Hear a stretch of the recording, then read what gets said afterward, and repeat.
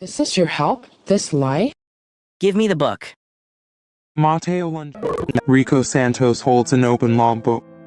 His heart hammers against his ribs. The heavy steel door of the unit creaks open behind him. Rico freezes. You're a hard man to help, Rico. It's Rico's supervisor, Mateo Cruz, and he's blocking the only way out. Hours earlier, the Santos family kitchen. A work order sits on the table. Rico, you've been staring at that paper for 10 minutes. Is everything alright? It's nothing, Alma, just work stuff. Is it about getting back on the turbines? Did Mateo clear you? This is Mateo's signature, right here. Okay. And this is the day of the accident. Oh, Rico, don't do this to yourself. His son had surgery that day. Remember Daniel? He was at the hospital in the city, 100 miles away. What are you saying? He wasn't there, Alma. He couldn't have signed this. It's a clerical error, a mistake. It has to be. This isn't a mistake, it's a lie. Dr. Reyes said you might fix some things, that the grief can make you see patterns that aren't there. So I'm crazy now? Is that it? No, of course not. You're grieving. It's different. Yeah, it's different. A small coffee shop near the docks. The air is thick with the smell of salt and diesel. Rico sits across from Leo's widow, Clara Gomez.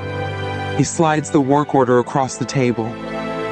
You're sure about the date? His son Daniel, The surgery was at 2 p.m. Mateo called me that night from the hospital waiting room. Her voice trembles. he was crying. Rico, relieved the surgery went well. He was there all day. A long silence hangs between them. They're twisting it, aren't they? Our grief. What happened to Leo? They're using it. They're using it to blame me. He used to talk about it. Leo, he caught at the company's memory hole. What are you talking about? Old paper logs from before everything went digital. He said they keep everything. Contracts, invoices, maintenance records. He said if something ever really went wrong, the real truth would be in the paper. Where? Clara, where? A shipping container, portside storage, Unit 17.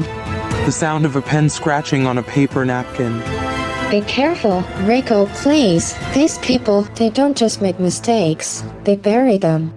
That night back at the Santos home, the sound of a pencil on paper. Like this, Papa? Is that how you make an S? That's perfect. Mino, just like your name, Santos. Rico's wife, Alma, speaks from the doorway. You seem different since this afternoon. I'm fine. Are you? You're not sleeping. You barely ate. The nightmares. I said I'm fine. Maybe you should schedule an extra session with Dr. Reyes. She's helping, isn't she? Rico looks at his wife, at the genuine worry in her eyes. Yeah, she's helping. Later, the portside storage facility. A maze of steel doors under the yellow glow of security lights. A chain-link fence topped with razor wire. The whine of an electric cart approaches, its headlights cutting through the darkness. Rico hides in the shadows. The cart passes, he moves. A grunt of effort, the rattle of the chain-link fence, the scrape of metal. Rico drops to the dirt on the other side, his breathing harsh and ragged. He finds Unit 17. Deep in the shadows, the key Clara gave him feels cold in his hand.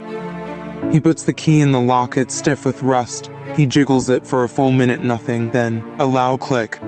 The sound echoes in the dead quiet. Rico slides the heavy, corrugated door up. It shrieks. The smell of damp paper and decay rolls out into the night. Inside the storage unit, it is pitch black. The beam from Rico's phone cuts a nervous path through the dark. Gray cardboard boxes are stacked floor to ceiling. He starts digging. Come on. 2018, 2019. Where are you? The sound of tearing cardboard, boxes being shoved aside, the dust is thick. Invoices, contracts, nothing. Then he sees it, tucked behind a stack of papers, a series of heavy grease-aced ledgers. Maintenance log, Subic Bay Wine Farm. He pulls out the ledger for the current year. His hands are shaking. He flips through the pages. The dates a blur under his phone's light. Then he stops. The week of the accident. His eyes scan the meticulous entries. Leo's familiar handwriting. His own, every check, every test. All logged. The entry for Turbine 7 is clean. Routine maintenance, system normal. Then he sees the final entry on the page. A gearbox fluid analysis. An extra check. Leo was always thorough. Beside it, a note in Leo's handwriting. Rico reads it aloud, his voice a horrified whisper. Pressure variance outside of acceptable range. Recommend immediate shutdown for full diagnostic. And below that, a stamped order in red ink. Maintenance deferred. Operate as is. The authorization signature is Mateo's name, but the handwriting is cramped, shaky, a poor imitation of forgery.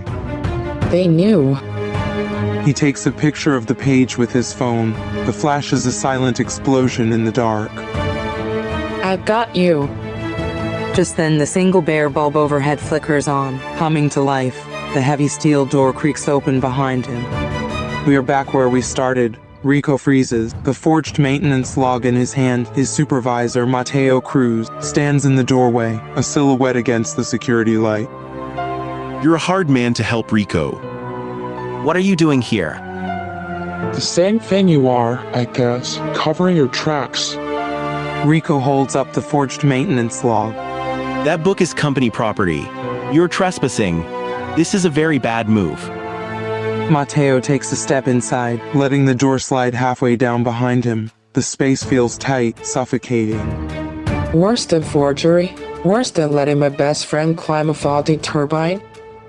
You don't know what you're talking about. You've been under a lot of strain.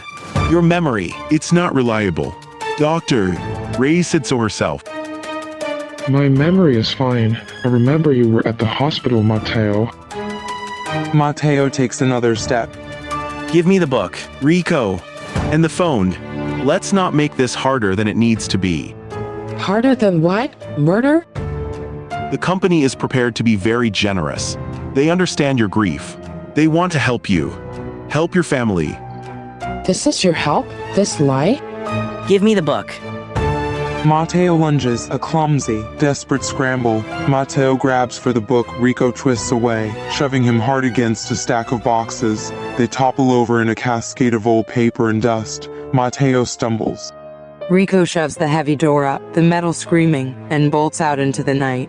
He glances back. Mateo isn't chasing, he just stands in the doorway of the unit, watching him go. The next day, the office of Drive Isabel Reyes, sun glints off chrome furniture. A single glass wall overlooks the city below. How are you feeling today, Rico? Okay. Just okay. I understand you've been under a lot of stress. Mateo called me. He was very concerned. I'm sure he was. He said he found you somewhere you shouldn't have been. He's worried you're becoming paranoid. Rico just stares at her, a long loaded silence. We want to put all this behind us. For your sake. For Alma and Paolo. She reaches into a leather portfolio. She slides a single document across the polished table. This is a legal affidavit. It's your statement confirming your memory of the events. That you felt distracted on the day of the accident. That you may have missed a step on the proclaimed checklist. It happens. Rico looks down at the paper. It is a confession, his confession. All it needs is his signature. Just sign it, Rico. And this can all be over.